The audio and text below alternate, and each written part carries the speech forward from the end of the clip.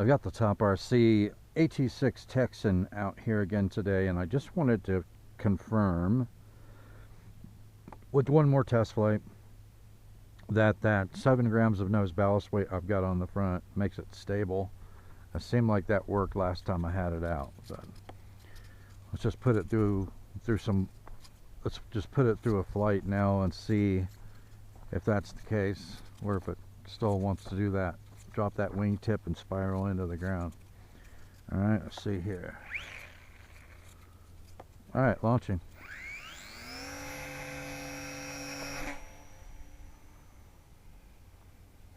All right, we're in fully stabilized mode right now. I'll slow it down a bit, make some sharp turns with it, see if it remains stable. Use some rudder. Well, so far so good. I think before I put that right over the truck, before I put that 7 grams of nose ballast weight on it, it would already have spiraled into the ground. Going that slow and making those tight of turns, yeah, it would have already spiraled in. So yeah, I think that 7 grams of nose ballast weight is really needed on this plane. All right. Let's put it into intermediate mode. We are now in intermediate mode. Give me a little more elevator here.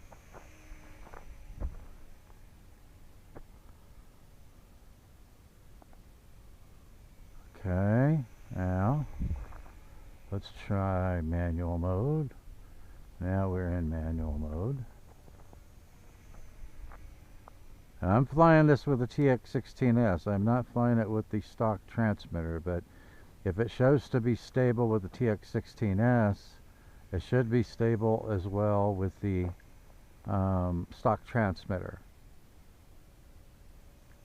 It's not the stock transmitter that was causing it to be unstable. It was the fact that it was really tail heavy. And yeah, even in manual mode right now, making some fairly tight turns with it. With not a whole lot of speed. That 7 grams of nose ballast weight really seems to have made it stable.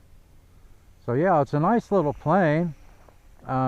If you want to put 7 grams of nose ballast weight on it, that really does make it stable. All right, let's see something else here.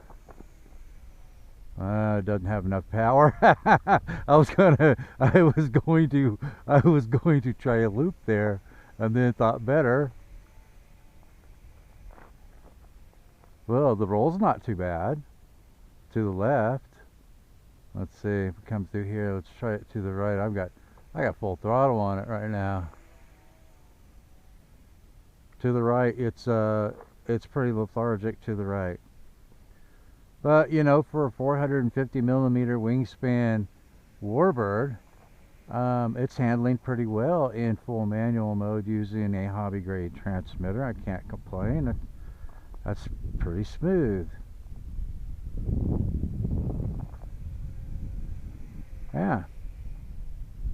So I think that confirms it. I think that the 7 grams of nose ballast weight has definitely made this plane stable in all modes.